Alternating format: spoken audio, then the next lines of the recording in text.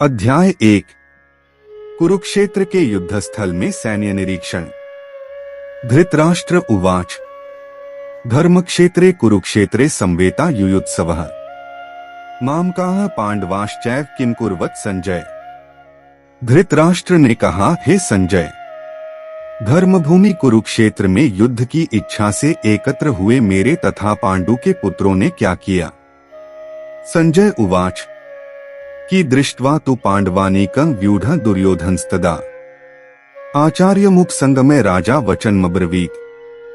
संजय ने कहा, हे राजन, पांडुपुत्रों द्वारा सेना की व्यूहरचना देखकर राजा दुर्योधन अपने गुरु के पास गया और उसने ये शब्द कहे, पश्यता पांडुपुत्राणामाचार्य महती चमू व्यूढ़ा द्रुपद पुत्रेण तव शिष्येण धीनता। हे आचार्य, पांडुपुत्रों की विशाल सेना को देखें जिसे आपके बुद्धिमान शिष्य द्रुपद के पुत्र ने इतने कौशल से व्यवस्थित किया है। अत्र शूरा महेशवासा भीमार्जुन समायुधि युयुधानो विराटश्च द्रुपदश्च महारथः। इस सेना में भीम तथा अर्जुन के समान युद्ध करने वाले अनेक वीर धनुर्धर हैं, यथा महारथी युयुधान, विराट तथा द्रुपद। धृष्ट केतुश्चेकितानः काशीराजश्च वीर्यवान पुरुजित कुंती भोजश्च शैब्यश्च नरपुंगवः। इनके साथ ही धृष्ट केतु, चेकितान, काशीराज, पुरुजित, कुंती भोज तथा शैब्य जैसे महान शक्तिशाली योद्धा भी हैं। युधामन्युश्च विक्रांत उत्तमौजाश्च वीर्यवान सौभद्रो द्रौपदेयाश्च सर्व एव महारथाः। पराक्रमी युधामन्यु अत्यंत शक्तिशाली उत्तमौजा, सुभद्रा का पुत्र तथा द्रौपदी के पुत्र ये सभी महारथी हैं। अस्माकं तु विशिष्टा ये तान् निबोध द्विजोत्तम नायका मम सैन्यस्य संज्ञार्थं तान् ब्रवीमि ते। किंतु हे ब्राह्मण श्रेष्ठ, आपकी सूचना के लिए मैं अपनी सेना के उन नायकों के विषय में बताना चाहूंगा जो मेरी सेना को संचालित करने में विशेष रूप से निपुण हैं। भवान भीष्मश्च कर्णश्च कृपश्च समितिंजयः अश्वत्थामा विकर्णश्च सौमदत्तिस्तथैव च। मेरी सेना में स्वयं आप, भीष्म, कर्ण, कृपाचार्य, अश्वत्थामा, विकर्ण तथा सोमदत्त का पुत्र भूरिश्रवा आदि हैं जो युद्ध में सदैव विजयी रहे हैं। अन्ये च बहवः शूरा मदर्थे त्यक्त जीविता है नाना शस्त्र प्रहरणाः सर्वे युद्ध विशारदा है। ऐसे अन्य अनेक वीर भी हैं जो मेरे लिए अपना जीवन त्याग करने के लिए उद्यत हैं। वे विविध प्रकार के हथियारों से सुसज्जित हैं और युद्ध विद्या में निपुण हैं। अपर्याप्तम तदस्माकं बलं भीष्माभिरक्षितम् पर्याप्तं त्विद्मे तेषां बलं भीमाभिरक्षितम्। हमारी शक्ति अपरिमेय है और हम सब पितामह द्वारा भली भांति संरक्षित हैं, जबकि पांडवों की शक्ति भीम द्वारा भली भांति संरक्षित होकर भी सीमित है। अयनेषु च सर्वेषु यथाभागं वस्थिता है भीष्ममेवाभिरक्षन्तु भवन्तः सर्व एव हि। अतएव सैन्य व्यूह में अपने अपने मोर्चों पर खड़े रहकर आप सभी भीष्म पितामह को पूरी पूरी सहायता दें। तस्य संजनयन् हर्षं कुरु वृद्धः पितामहः सिंहनादं विनद्योच्चैः शंखं दध्मौ प्रतापवान।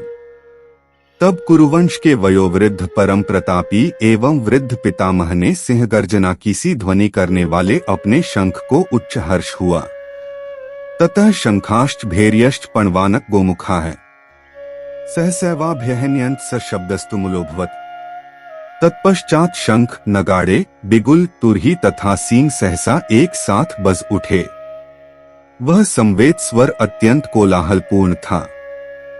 ततः श्वेतैर्हैर्युक्ते महति स्यन्दने स्थितौ माधवः पांडवश्चैव दिव्यौ शंखौ प्रदध्मतुः। दूसरी ओर से श्वेत घोड़ों द्वारा खींचे जाने वाले विशाल रथ पर आसीन कृष्ण तथा अर्जुन ने अपने अपने दिव्य शंख बजाए। पांचजन्य ऋषिकेशो देवदत्तं धनंजयः पौंडरं दध्मौ महाशंखं भीमकर्मा वृकोदरः। भगवान कृष्ण ने अपना पांचजन्य शंख बजाया अर्जुन ने देवदत्त शंख तत् अतिभोजी एवं अतिमानवीय कार्य करने वाले भीम ने पौंड्र नामक भयंकर शंख बजाया।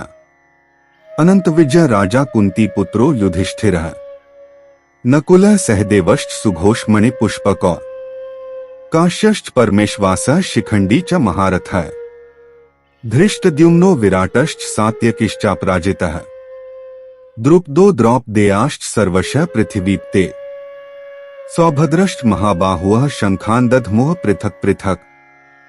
हे राजन, कुंती पुत्र राजा युधिष्ठिर ने अपना अनंत विजय नामक शंख बजाया तथा नकुल और सहदेव ने सुघोष एवं मणिपुष्पक शंख बजाए। महान धनुर्धर काशीराज, परम योद्धा शिखंडी, धृष्टद्युम्न, विराट, अजय, सात्यकी, द्रुपद, द्रौपदी के पुत्र के महाबाहु पुत्र आदि सबों ने अपने अपने शंख बजाए तथा सुभद्रा के महाबाहु पुत्र आदि सबों ने अपने अपने शंख बजाए। सघोषो धार्तराष्ट्राणा हृदयानि व्यदार्यत नभश्च पृथिवी चैव तुमुलोभ्यनुनाद्यन्। इन विभिन्न शंखों की ध्वनि कोलाहलपूर्ण बन गई जो आकाश तथा पृथ्वी को शब्दायमान करती हुई धृतराष्ट्र के पुत्रों के हृदयों को विदीर्ण करने लगी। अथ व्यवस्थितान् दृष्ट्वा धार्तराष्ट्रान् कपिध्वजः प्रवृत्ते शस्त्र संपाते धनुरुद्यमे पांडवः ऋषिकेशं तदा वाक्यमिदमाह महीपते। उस समय हनुमान से अंकित ध्वजा लगे रथ पर आसीन पांडुपुत्र अर्जुन अपना धनुष उठाकर तीर चलाने के लिए उद्यत हुआ। हे राजन, धृतराष्ट्र के पुत्रों को व्यूह में खड़ा देखकर अर्जुन ने श्री कृष्ण से ये वचन कहे। अर्जुन उवाच सेनयोरुभयोर्मध्ये रथं स्थापयमेचुक यावदेतान्निरीक्षेहं योद्धुकामानवस्थितान् कैर्मया सह योद्धव्यमस्मिन् रणसमुद्यमे। अर्जुन ने कहा, हे अच्युत, कृपा करके मेरा रथ दोनों सेनाओं के बीच ले चलें, जिससे मैं यहाँ उपस्थित युद्ध की अभिलाषा रखने वालों को और शस्त्रों की इस महान परीक्षा में जिनसे मुझे संघर्ष करना है उन्हें देख सकूं। योत्स्यमानान् वेक्षेहं य एतेत्र समाप्ता है धार्तराष्ट्रस्य दुर्बुद्धेर्युद्धे प्रियचिकीर्षवः। मुझे उन लोगों को देखने दीजिए जो यहाँ पर धृतराष्ट्र के दुर्बुद्धि पुत्र दुर्योधन को प्रसन्न करने की इच्छा से लड़ने के लिए आए हुए हैं। संजय उवाच एवमुक्तो हृषिकेशो गुडाकेशेन भारत सेनयोरुभयोर्मध्ये स्थापयित्वा रथोत्तमम्। संजय ने कहा, हे भरतवंशी, अर्जुन द्वारा इस प्रकार संबोधित किए जाने पर भगवान कृष्ण ने दोनों दलों के बीच में उस उत्तम रथ को लाकर खड़ा कर दिया। भीष्मद्रोण प्रमुखतः सर्वेषां च महीक्षितां उवाच पार्थ पश्यैतान् संवेतान् कुरुनिति। भीष्म, द्रोण तथा विश्व भर के अन्य समस्त राजाओं के सामने भगवान ने कहा कि हे पार्थ, यहाँ पर एकत्र सारे कुरुओं को देखो। तत्रापश्यत् स्थितान् पार्थः पितनत् पितामहान् आचार्यान् मातुलान् धरातन् पुत्रान् पौत्रान् सखींस्तथा श्वशुरान् सुहृदश्चैव सेनयोरुभयोरपि। अर्जुन ने वहां पर दोनों पक्षों की सेनाओं के मध्य में अपने चाचाताओं, पितामहों, गुरुओं, मामाओं, भाइयों, पुत्रों, पौत्रों, मित्रों, ससुरों और शुभचिंतकों को भी देखा। तान् समीक्ष्य स कौन्तेयः सर्वान् बन्धून् वस्थितान् कृपया पर्याविष्टो विषीदन्निदम्ब्रवीत।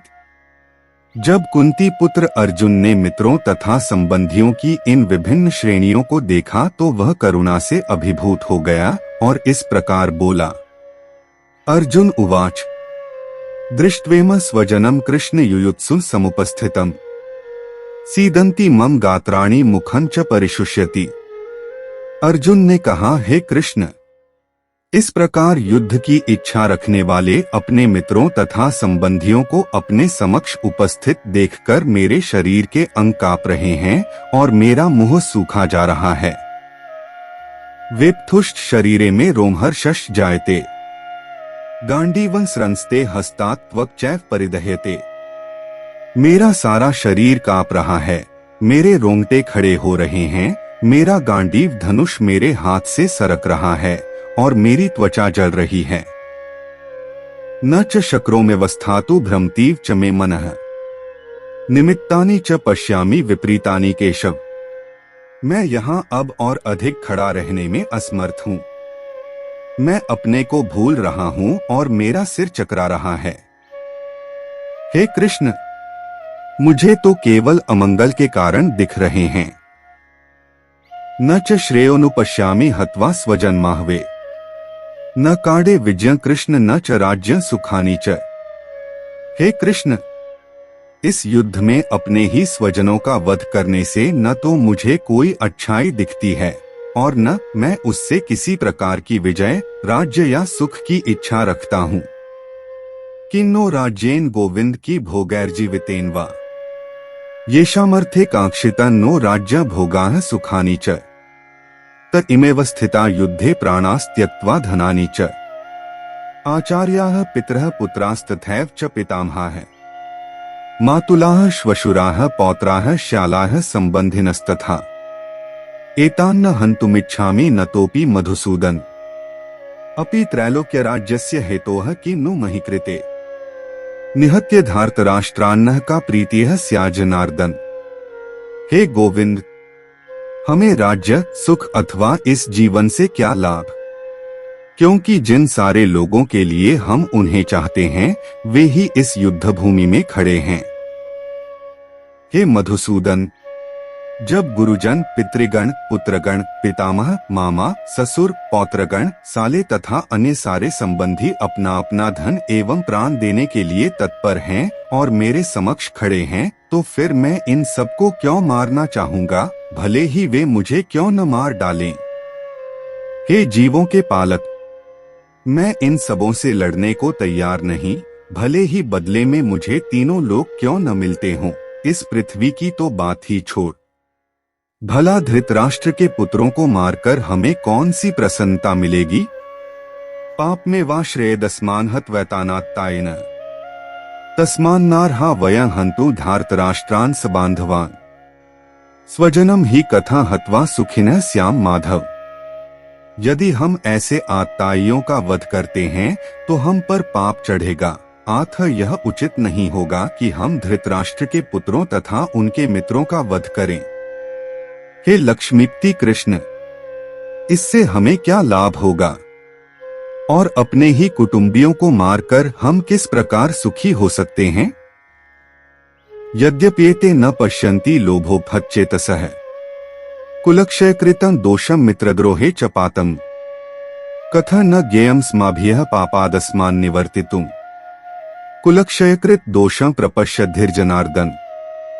हे जनार्दन, यद्यपि लोभ से अभिभूत चित्त वाले ये लोग अपने परिवार को मारने या अपने मित्रों से द्रोह करने में कोई दोष नहीं देखते, किंतु हम लोग जो परिवार के विनष्ट करने में अपराध देख सकते हैं, ऐसे पाप कर्मों में क्यों प्रवृत्त हों। कुलक्षय प्रणश्यन्ति कुलधर्माः सनातनाः धर्मे नष्टे कुलं करित्स्त्रम धर्मोभिभवत्युत। कुल का नाश होने पर सनातन कुल परंपरा नष्ट हो जाती है और इस तरह शेष कुल भी अधर्म में प्रवृत्त हो जाता है। अधर्माभिभवात् कृष्ण प्रदुष्यन्ति कुलस्त्रियः स्त्रीषु दुष्टासु वार्ष्णे जायते वर्णसंकरः। हे कृष्ण, जब कुल में अधर्म प्रमुख हो जाता है तो कुल की स्त्रियां दूषित हो जाती हैं और स्त्रीत्व के पतन से हे वृष्णिवंशी अवांछित संतानें उत्पन्न होती हैं। संकरो नरकायैव कुलघ्नाना कुलस्य च पतंती पितरो हेषा लुप्त पिंडोदक क्रिया है।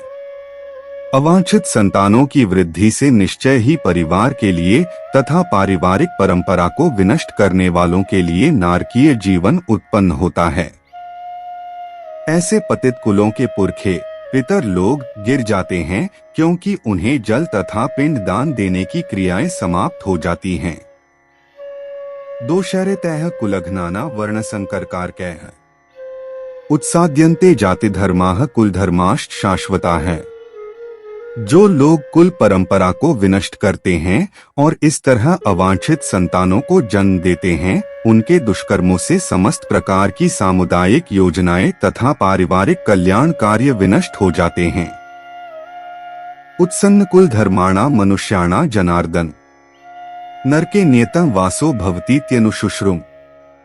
हे प्रजापालक कृष्ण, मैंने गुरु परंपरा से सुना है कि जो लोग कुल धर्म का विनाश करते हैं वे सदैव नरक में वास करते हैं। अहो बत महत् पापं कर्तुम व्यवसिता वयम यद्राज्य सुख लोभेन हंतु स्वजन मुद्यता है। ओह, कितने आश्चर्य की बात है कि हम सब जघन्य पाप कर्म करने के लिए उद्यत हो रहे हैं। राज्य सुख भोगने की इच्छा से प्रेरित होकर हम अपने ही संबंधियों को मारने पर तुले हैं। यदि माम प्रतीकारम शस्त्रं शस्त्रपाणयः धार्तराष्ट्रारणे हन्युस्तन में क्षेमतरं भवेत्। यदि शस्त्रधारी धृतराष्ट्र के पुत्र मुझ निहत्थे तथा रणभूमि में प्रतिरोध न करने वाले को मारें तो यह मेरे लिए श्रेयस्कर होगा। संजय उवाच एवमुक्त्वार्जुनः संख्ये रथोपस्थ उपाविशत् विसृज्य सशरं चापं शोक संविघ्नमानसः। संजय ने कहा, युद्ध भूमि में इस प्रकार कहकर अर्जुन ने अपना धनुष तथा बाण एक ओर रख दिया और शोक संतप्त चित्त से रथ के आसन पर बैठ गया। इस प्रकार भगवद गीता के प्रथम अध्याय कुरुक्षेत्र के युद्धस्थल में सैन्य निरीक्षण का भक्ति वेदांत तात्पर्य पूर्ण हुआ।